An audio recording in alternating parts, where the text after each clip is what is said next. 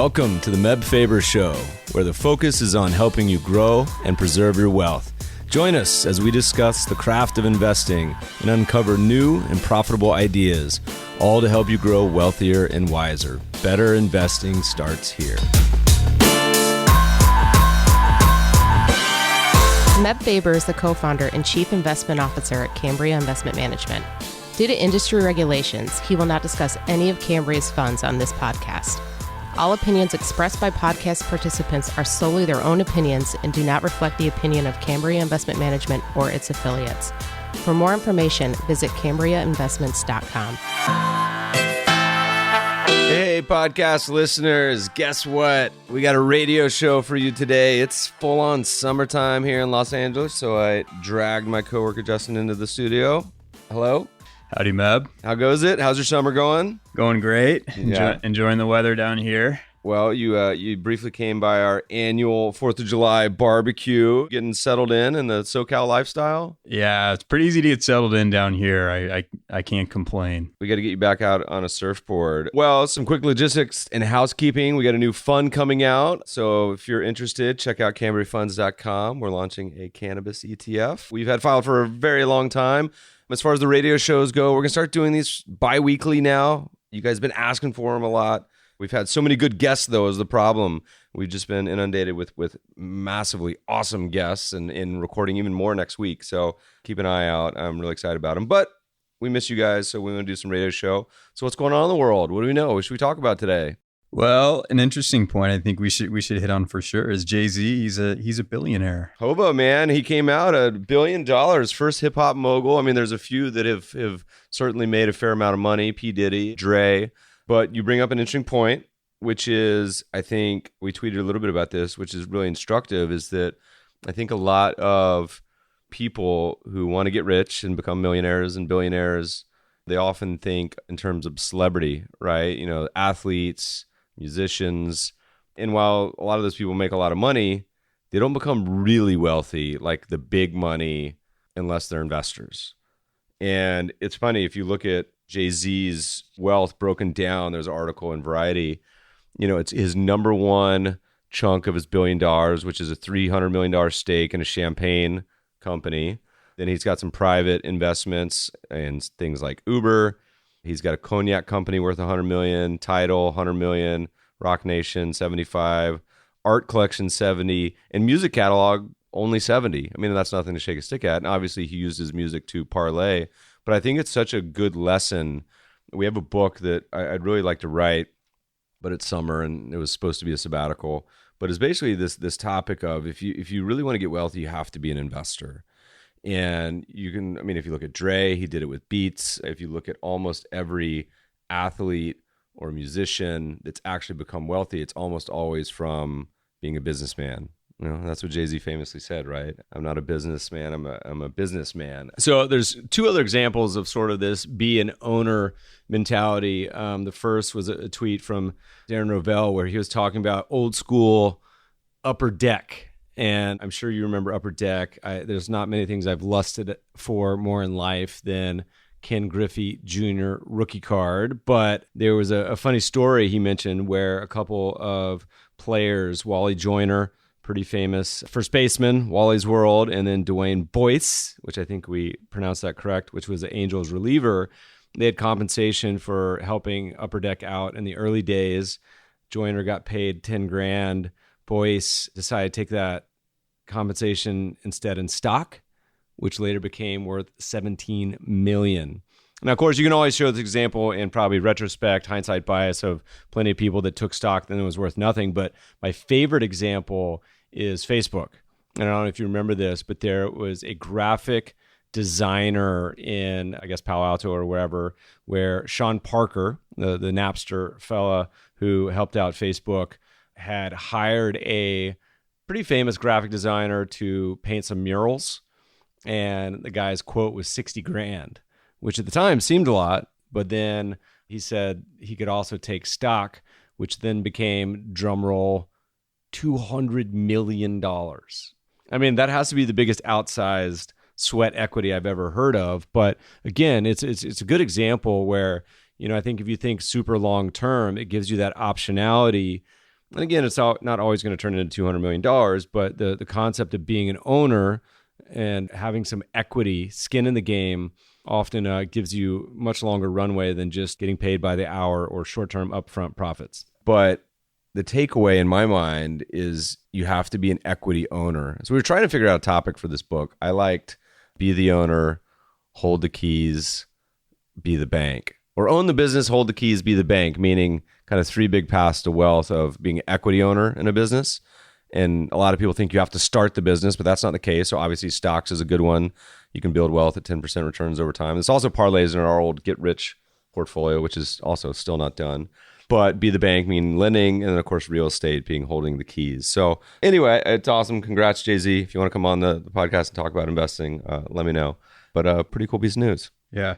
Good strong points about being an investor. I think it's critical. And the other underlying theme here is not only be an investor, but be patient, let things grow. Another point that I spend a lot of time oscillating and kind of flip-flopping about is this concept of a lot of celebrities and people getting involved in the investing world. You see a lot of people, you hear these private companies doing these big rounds. I was like, oh, investors are Kevin Durant, or maybe it's Ashton Kutcher was early to this, I think. So kudos to him, or Nas. And it's easy to poo-poo those and say, oh my gosh, this is a bubble. This is so stupid when these celebrities get involved. But I actually think times have changed in many ways. You know, a lot of these guys have some pretty thoughtful advisors, people that I think many of them don't need advisors, of course. But, you know, I think it was in the past easy to say it's just dumb money. But now you have people like Kevin Durant that, you know, or Iguodala who actually like use their positions and location to actually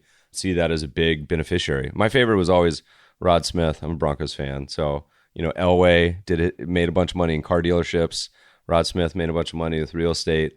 I wish that there was more kind of broad instruction about that concept of becoming an investor. And of course, the easiest way to do it is just invest along with people in the stock market and private markets. Well, let's get into some market topics today. Speaking of markets, so we had a huge year so far.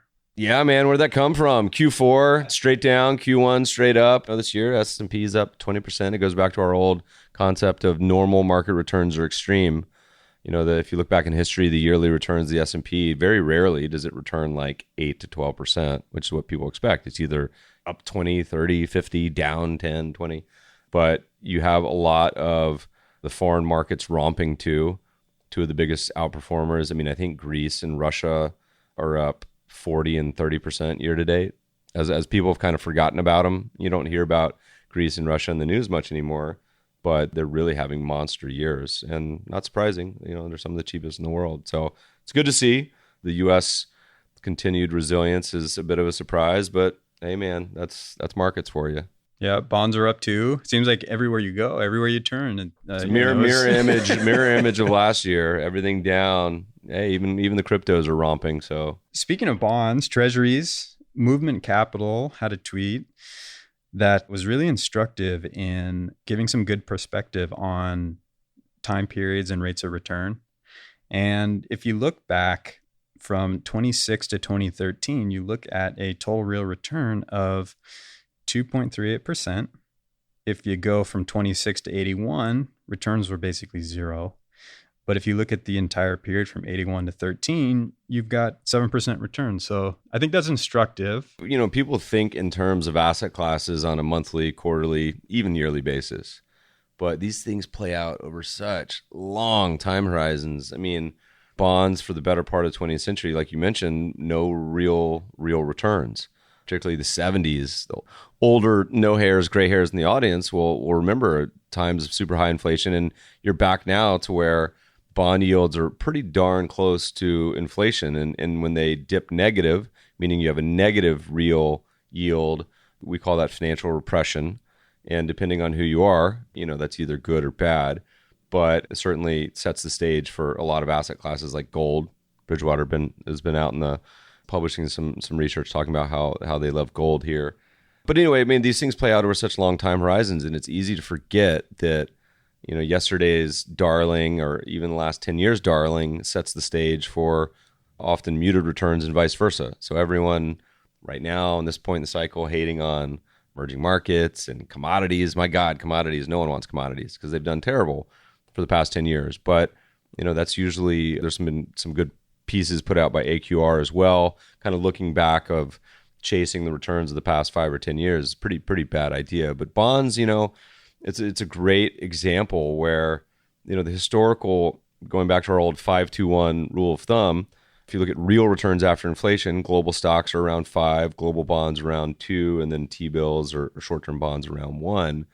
But there hasn't been a huge premium to owning bonds. You basically just keep up with inflation, and at some point you lose half. But going from an interest rate environment of double digits to one that are low digits now with low inflation, that's a pretty nice tailwind. Will we see that going forward? Who knows? I have a old tweet I just retweet every once in a while. I think it's in 2014.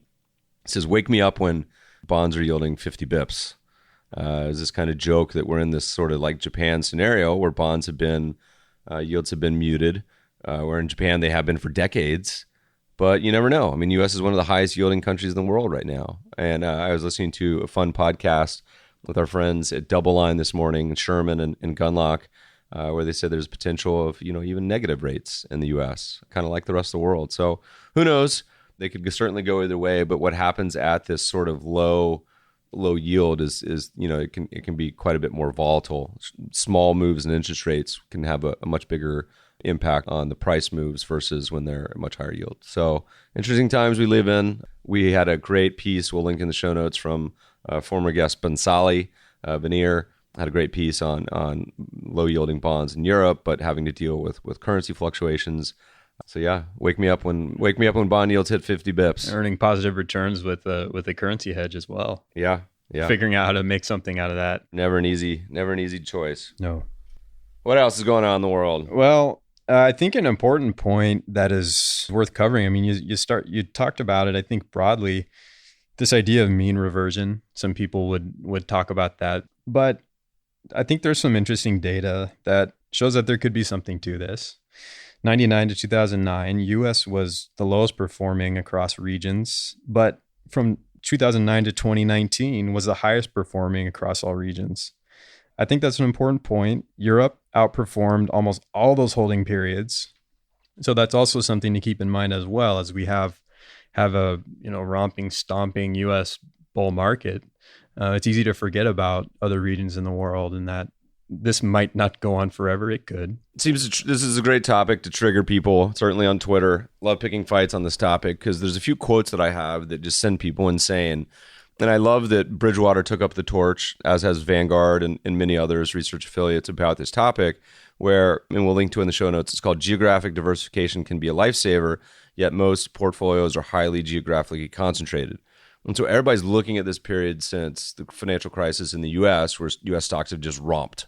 Pat yourself on the back, you're overweight U.S., way to go, because you've had a massive tailwind. And people love saying all the reasons why the U.S. should be exceptional. And there are a lot of reasons, but historically, looking back, you've had a valuation premium that people expect right now, that U.S. is trading a long-term P ratio of around 30, rest of the world's around 20, emerging markets around 15, and the cheapest stuff at the bottom down around 12. And people say the U.S. deserves a premium, but if that were true, then there should be a historical premium, and there's not. The U.S. is actually has no historical premium over the rest of the world. And so much of this performance has come since 2009 has been multiple expansion. U.S. stocks traded a P ratio down around 12, maybe a little bit higher at the end of the financial crisis, but so did the rest of the world. The only difference is the rest of the world hasn't had multiple expansion. And so all of this outperformance of the U.S. versus the rest of the world over the last 70 years has come since 2009, which is crazy to think about. So people extrapolate this recent period as if this is going to continue forever. And it's not. And so Bridgewater, in this paper, I'll read a couple quotes. They said, in this past century, there have been many times when investors concentrated in one country saw their wealth wiped out by geopolitical upheavals, debt crises, monetary reforms, the bursting of bubbles, while markets in other countries remain resilient. And no one country consistently outperforms, as outperformance can lead to relative overvaluation, Meb's quote here, as is right now, and a subsequent reversal. So geographic diversification has big upside and little downside for investors. To illustrate the impact of geographic diversification, we begin by looking at the characteristic of return streams from single countries relative to weighting a portfolio equally across countries and rebalancing annually. An investor concentrated in Russia or Germany in the early 20th century would have lost most or all of their wealth, while an equally weighted mix of the 5 countries does almost as well as the best performer. And side note, China also went to zero. And so looking at these decades over time, and a lot of things line up in the decade periods, whether humans just think about it in terms of decades or not, but often they do. If you look at this past decade, the U.S. has been the best performer so far, but it's also been one of the weakest performers in the prior decade, 2000, the financial crisis. It was one of the best performers in the 1990s, but before that, you had to go all the way back to the 1920s to see the U.S. as one of the best performers. And it's the U.S. stock market has underperformed equal weighting in 8 of 12 decades. And so let that sink in. That's a really important point. The U.S. stock market, despite being one of the best of the 20th century, has underperformed equal weighting in 8 of 12 decades. And so Bridgewater goes back and says, there's plenty of instances in which geographic diversification has been a lifesaver. I mean, if you're listening to this podcast in Greece or Cyprus or Brazil or Russia or Turkey right now, a lot of these places are Europe, all of Europe, essentially, UK, all my UK friends going through Brexit. That's a really cheap stock market now.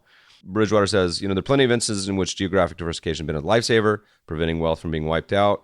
Most countries have worse drawdowns in their history than the equal weight portfolio ever has. And so a quick summary, as you think about this, 2019, God, man, it's going to be 2020 next year. That's bananas.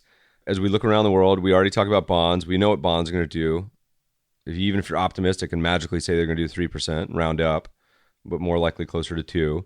U.S. stocks, almost everyone looking at historical expectations would assume U.S. stocks would do probably about the same, 3-4%, if you're lucky. Research Affiliates has a great interactive tool on their website we'll link to that allows you to estimate future expected returns of a bunch of asset classes. I was laughing because they had private equity at essentially in the U.S. essentially 0 real returns, which is going to be fascinating because that's private equity seems to be the savior, which almost every institution is hanging their shingle on, believing that they're magically going to hit their 8 to 10 performance numbers, 8 to 10% performance numbers by magically allocating to private equity because that's worked in the past. And I think it's going to be a really rude reckoning for all these institutions that think that if Research Affiliates is accurate, that these big, massive private equity funds. There's also some recent research. So Paul Kudrowski was talking about this, where it's like almost half of private equity firms don't hit the 8% return target. So good luck. Anyway, the U.S. opportunity set is poor. We've mentioned 1,000 times in this podcast, diversifying globally can save your butt, particularly in times when stocks are cheaper abroad, which is the case now, and in some cases much, much cheaper. We think that investors should move to 50-50 U.S. stocks, foreign stocks, which is the global index.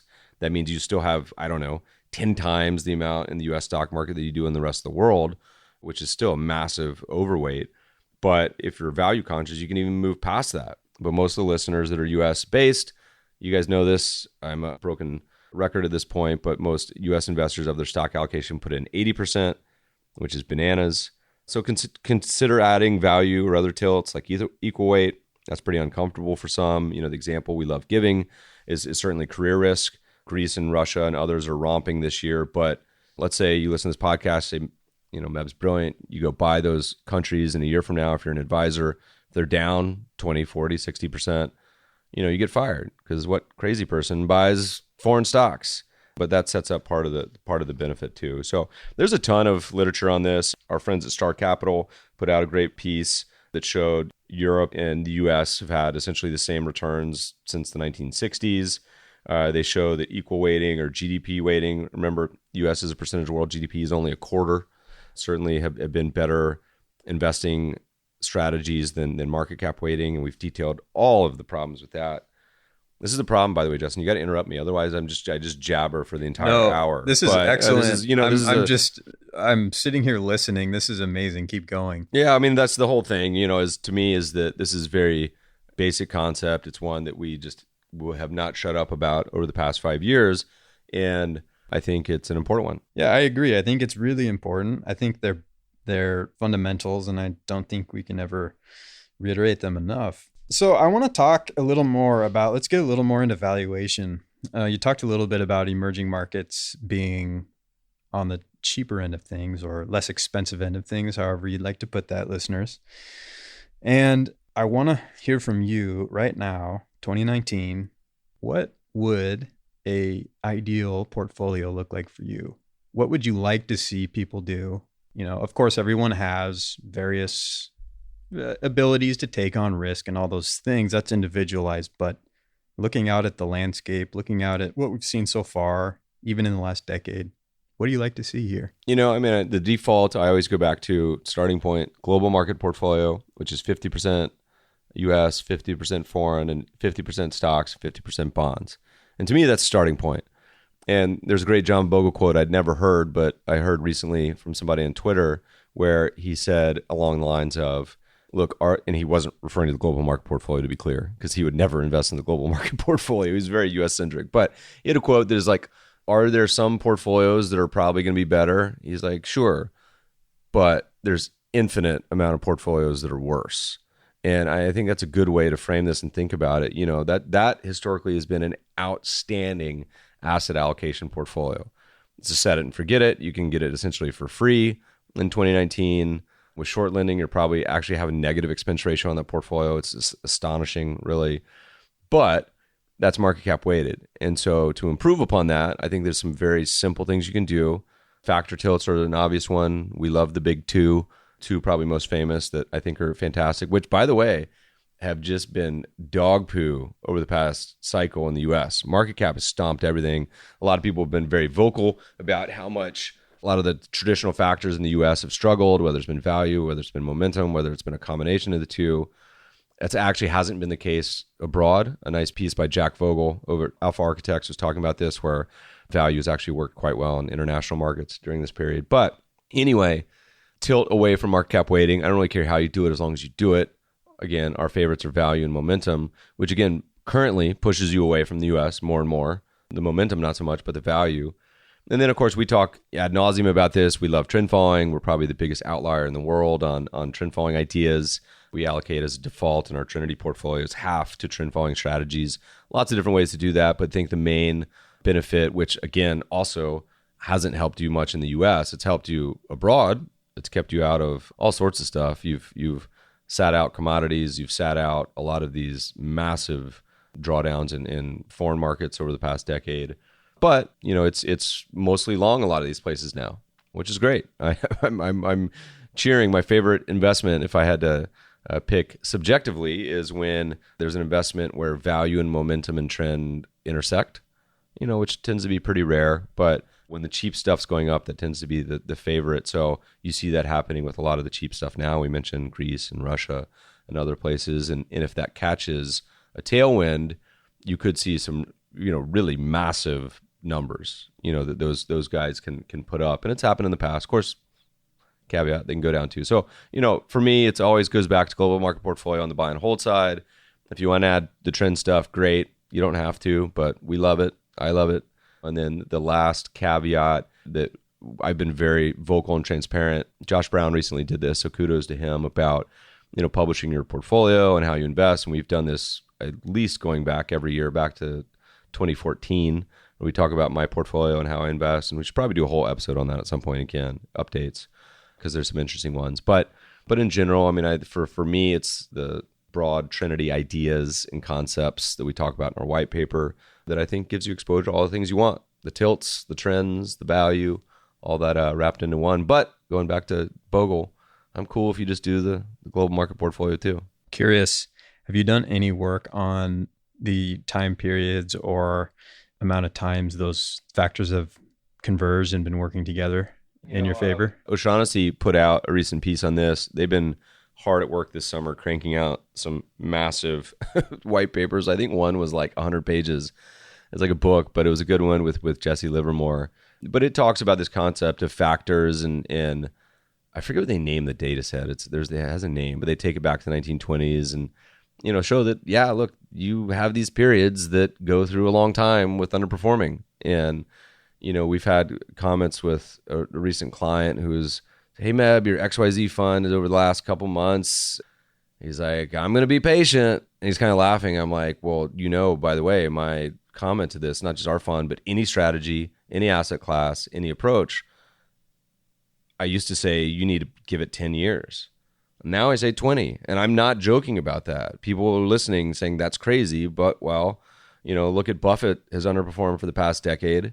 values underperform, you know, and foreign's underperform US and this, that, and the other. It doesn't mean you want to put all your money in US stocks right now in market cap weighted names like, you know, Amazon and Netflix and everything else. That seems crazy to me. Anyway, any approach I think can go very long periods with underperformance, but that's kind of what sets the stage. You know, once everyone's finally saying we should put all our money in SPY, that's probably a good time to be looking abroad. And so, you know, we often tell people, say, look, man, if I was discretionary looking to add names, and Carl Richards had an interesting tweet about this where he was talking about investing approach that invests in emerging market stocks, real estate, and I think in small cap value.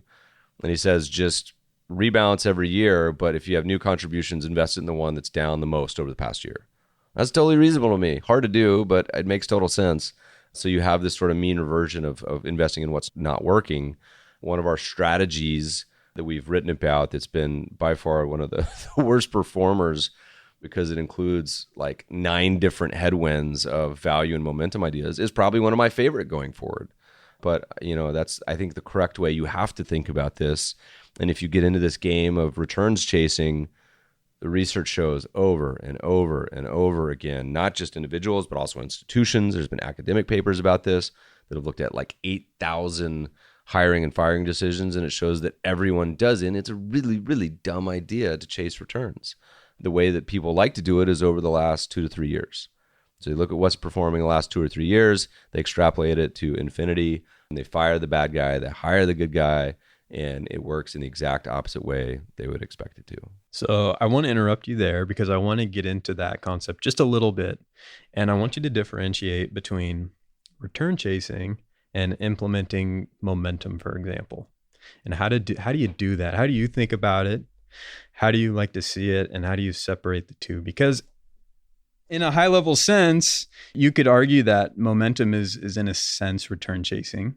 But talk to us about how, like, the difference between the two and how you think about that. There's 2 parts. So first, let's talk about, you know, I think one of the most challenging, and I sympathize with people that have this as a career and a job, because I cannot imagine picking discretionary managers and having that as a job. Like if you're like an endowment, if you're a CIO at a wealth manager, RIA, brokerage, sitting around and picking these discretionary managers is like, you know, what do you do? The guy gets a divorce, or the portfolio manager decides to have, you know, a bunch of children, or maybe they just get rich and want to play poker, or maybe they focused on, I don't know, charity events and galas all the time. Are they going to continue to focus on their stock picking? Like that's why I'm a quant, by the way. So, but going back to your topic of, you know, it seems like momentum and return chasing are similar things or the same thing.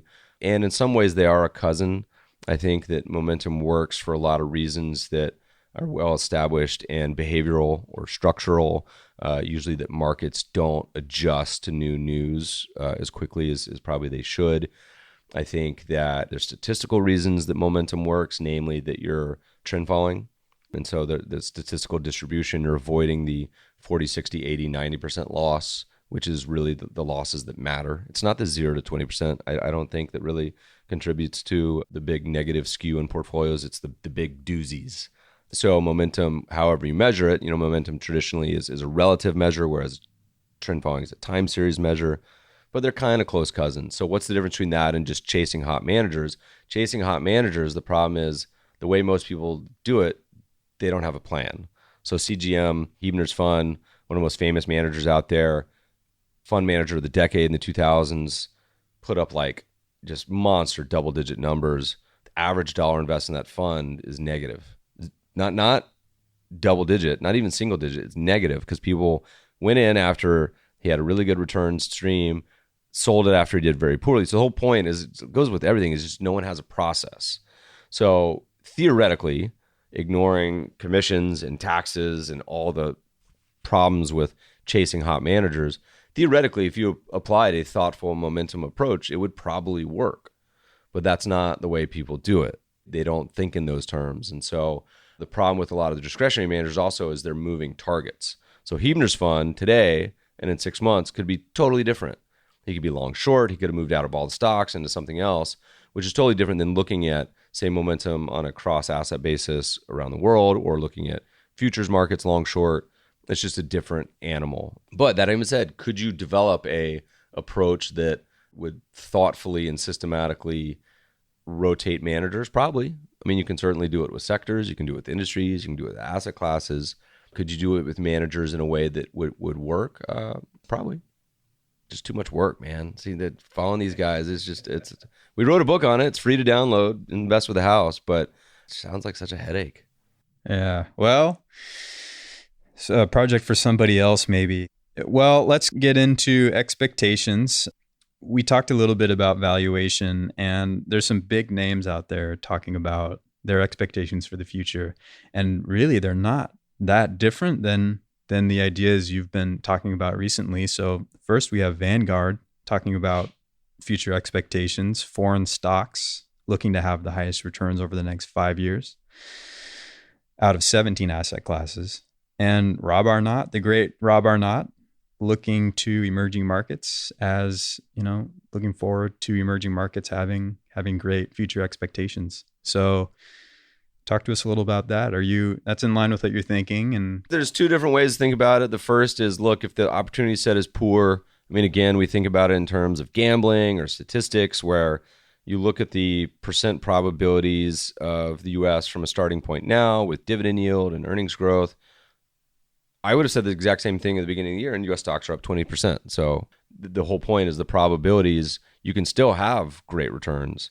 You can still have periods where U.S. may have an earnings renaissance, and maybe you just have this situation where we grow into it. But the odds are against you, and historically, betting on that has been a losing proposition. So usually you want to invest in places where it's cheaper and where future returns are expected to be higher. So there's two ways you can do it. One, you can say, you know what, I'm a buy and hold investor. I don't care. But if you're going to do that, you should just be mindful of the likelihood your returns will be lower is probably high. So spend less, save more. That's good advice for almost anyone anyway, by the way. And to be honest, whether your portfolio does 4 or 5% is not going to matter as much as the decision to spend and save in the first place, and when you invest, the decision to invest and doing it early. That having been said, again, I think that if you don't mind looking different and weird and, underperforming at times, diversifying your portfolio globally, and certainly adding a bunch to these emerging markets. I mean, who did I see? Was it, I'm going to probably massacre this. I don't think it was Research Host. I think it was GMO that was talking about not owning U.S. stocks at all. They said, no, you should just own foreign stocks and emerging markets. And they're willing to look very different. GMO, I apologize if that wasn't you guys that said that. We'll add it to the show notes. But I think it was GMO that was talking about where they said, look, if you don't mind career risk, you just shouldn't own U.S. stocks. But who's going to do that? Probably no one listening to this. So the message, don't sweat. You might be trailing significantly over the next year, maybe even 2 or 5, but play the probability game and give it 10 and that's 20 too hard years. for some people. And if that's too hard, fine, just buy the global market portfolio and be done with it, and don't worry about looking different, because you'll just always be the global market portfolio, and that's fine. Like, I'm okay with that. I mean, one of our investment funds is one of the lowest cost ones in the world that does that. I mean, it obviously tilts towards things like value and momentum, so obviously I'm cool with it, but at the same time, it's not how I think about the world. But again, to be different, one, you have to be really different. You have to be really concentrated. You mentioned Movement Capital earlier, where they had a great post that showed the effect of adding a 5% position into a traditional portfolio. We're like, hey, a lot of people think, man, you're going to put 5% in gold. That's a ton. But like, the equity curve is indistinguishable, right? It's like, it doesn't move the needle enough. Just example is, you got to be really different when allocating to a lot of these assets and approaches. And otherwise, you're just going to end up looking exactly like the global market portfolio, but paying more for it, which is a useless and probably having more in taxes and transaction costs, and certainly in management fees. So if you're going to be different, you have to be really, really weird and different. And for most people, it's just too hard. Yeah, it's tough. It's tough, especially when it's real money on the line, and you're looking at neighbors, colleagues that might be smoking you, and which is why it's important to automate it. That's a lime LaCroix, by the way, if you think we're just ripping Budweisers on the podcast, which we probably should. Loosen me up a little bit. it's the whole point of looking weird and different. Like you have to, and a simple way to do that, for example. So let's talk about like the value investing in the cheap stuff. Like if you have to go get off this podcast and you go, you know what, I got to log on to E-Trade or Robinhood and buy Greek and Russian stocks. Like what's the chance of you actually complying with that investing strategy? Like very low. But having it set up in an automated fashion, we use Betterment. We have portfolios at Betterment that just automatically the funds tilt towards these things automatically, and then they just rebalance. So if one's doing poorly, it'll add more. If one's doing great, it'll take some off the table, and you don't have to worry about it. It just whirs in the background.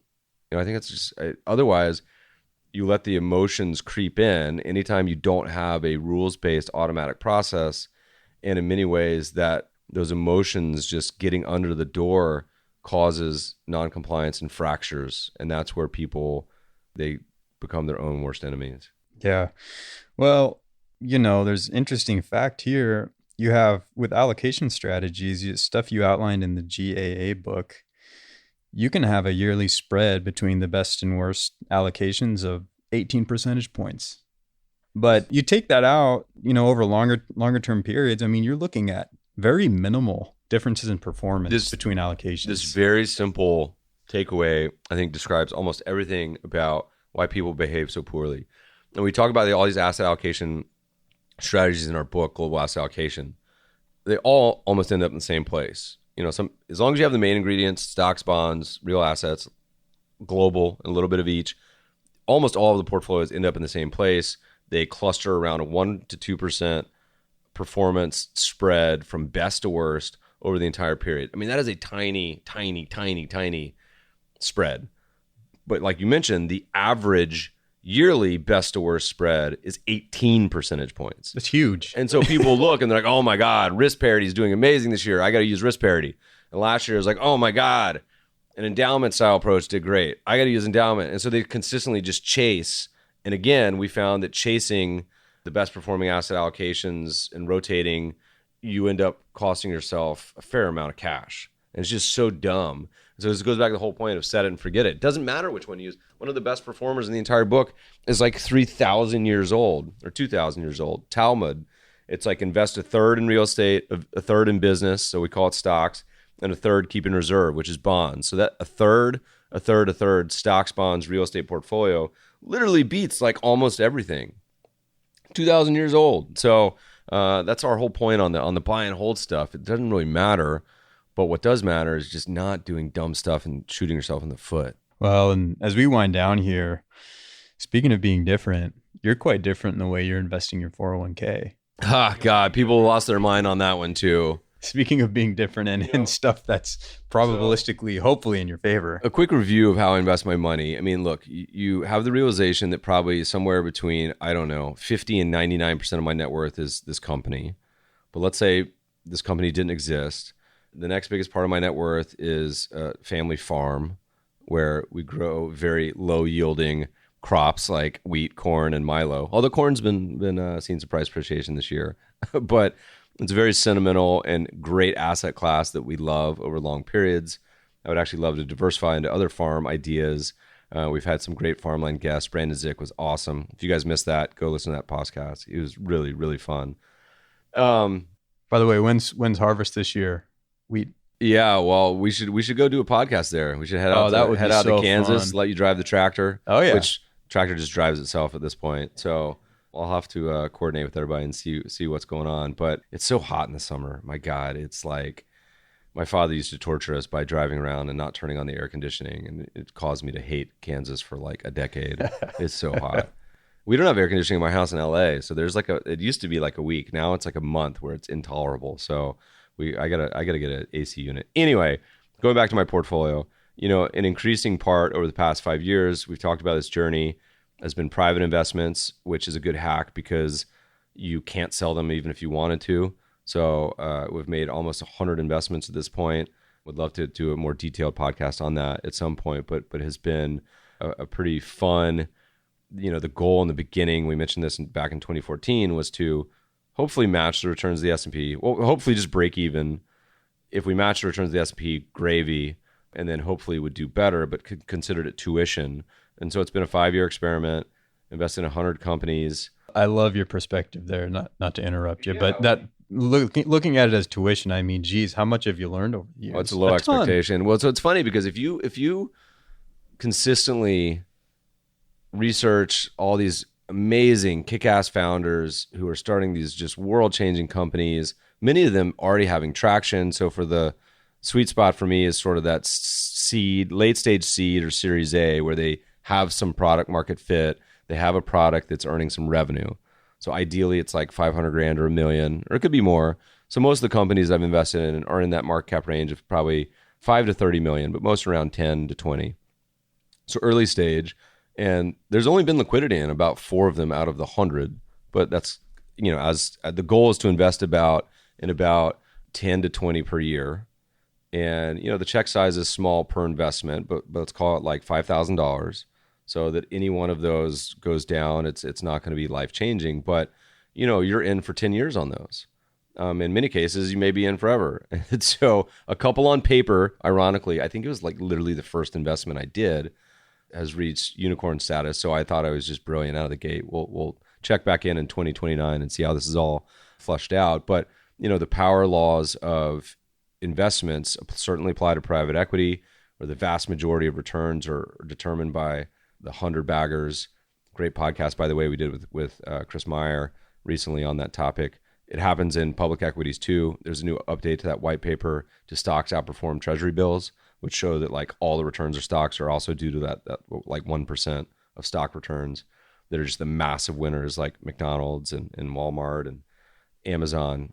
Anyway, so that's been a increasingly large part, and it's really important to talk about the fact too that there's a massive, massive tax benefit to investing in these private companies. We talked about it with Rubalcaba, the QSBS rules, qualified small businesses, where you get exempted on like the first 10 million of a gain there's a number of things that qualify. You have to invest in a company at original issuance, has to be less than 50 million. It's like 10x or 10 million, whichever is greater, is exempt from capital gains. So you have this situation where you've converted capital gains into not paying capital gains is a really massive benefit. Even then, you could also, of course, throw them in your IRAs. One of the companies we invested in early, who I think has also been a sponsor on this podcast, I can't remember, Alto IRA, lets you invest in private companies in your IRA. So you don't even have to worry about it then. It's for sure non-taxable. I think that's isn't that how Mitt Romney has all of his money was in his Roth IRA? Anyway, so that's been an increasing point. But for the public investments, it's still, I put all of my money into our funds that we've disclosed, and there's a white paper on our website that talks about it. The vast majority of it's just in one fund. So, but I own a couple of them. They're like all my children. I like to own them all. But it's automated, it's systematic, and I've changed over the years on this. I see it less as an investing account, and I see it more now as just savings. And so we wrote an article about this called the Stay Rich Portfolio that showed the safest portfolio is actually not in cash and T-bills, because at some point historically that's lost half because of inflation, but rather you have to invest some of it. And what the optimal number is, I don't know, but maybe a third, maybe a half, actually essentially gives you a higher yield for similar volatility and drawdown scenarios, which is a surprise to a lot of people. And Dan Egan at Betterment kind of changed my thinking on this, where treating your investing account as an automated savings, and I don't even look at it anymore. It just whirs in the background. We use Betterment. It automatically updates, tax harvest, everything. And essentially all the way down to checking account. I keep some money just to pay bills, but other than that, everything just goes into the Betterment allocations. So automated, weird and different, but I'm okay with that. And I don't even think about it. It's like, it totally changes your perspective on how you think about investments. So all these are kind of hacks, right? The private stuff, you can't trade if you wanted to. the automated stuff, I don't ever have to think about it. And it's got all the inputs that I want anyway. So my God, I can't think of anything worse than having to go to a brokerage account and make all these changes, because as we know, if all these psychological biases that prohibit you from doing well when that's the possibility. Okay, so going back to the whole point of this entire tweet discussion, I said in the tweet that I put my entire, I think it was 401k in emerging market stocks. But again, it was a bit of out of context because the tweet said something along those lines of, here's the 5 reasons, I think emerging markets are amazing. And it was like higher growth, lower valuations, better demographics, et cetera, et cetera, et cetera. And this is why I invest all of my 401k in emerging market stocks. And people lost their mind. But again, I've just given you a bunch of the context where if you look at the pyramid, first it's, most of my net worth is in the company, and then it's in private farmland, then it's in diversified Trinity allocations, all these things. Then only finally, once you get to the end of the pyramid, you have, some sort of these bespoke accounts where some of the investment choices are limited. So our company, for example, there's not that many things you can invest in. We had to do it through Vanguard. So then once it's that choice, I said, well, what's just the best investment opportunity? In that case, it was emerging markets. I do the same thing with my son's 529. Granted, he's only 2, but the investment choice there, I think, was international equities. So same sort of choice. So again, is a little out of context. People went crazy. But if you were to ask me, gun to my head, best investment in my mind over the next 10 years, it is that ex-US equities, emerging markets, if you're looking at broad areas. But if you were looking at, a different way of forming it, I would certainly say the cheap stocks anywhere in the world, which in our opinion would be some emerging markets, but also some developed. So something where you go and pick the cheapest stocks around the world, I think you get into the low teen or even high single digit PE ratios. That's what I invest most of my money if I had to choose. But again, I don't have to choose because I prefer a much lower volatility investment approach across my whole net worth. That was a really long-winded answer to your comment. Well, no, I think that's great insight. Thank you for going into that. We should talk about this in a little more depth one of these days. We'll get into all the nuts and bolts. Now we're back to doing these every other week, I think. We'll plenty of time to jabber about all sorts of ideas. Anything else before we wind down? No, let's wind her down. That's all I got. Awesome. Listeners, shoot us some questions. We'd love reading them on air. We're going to start doing more of these. Feedback at themebfabershow.com. Subscribe to the show on iTunes, Radio Public, Breaker, any place good podcasts are found. We'll post all these show notes to mebfaber.com/podcast. Thanks for listening, friends, and good investing.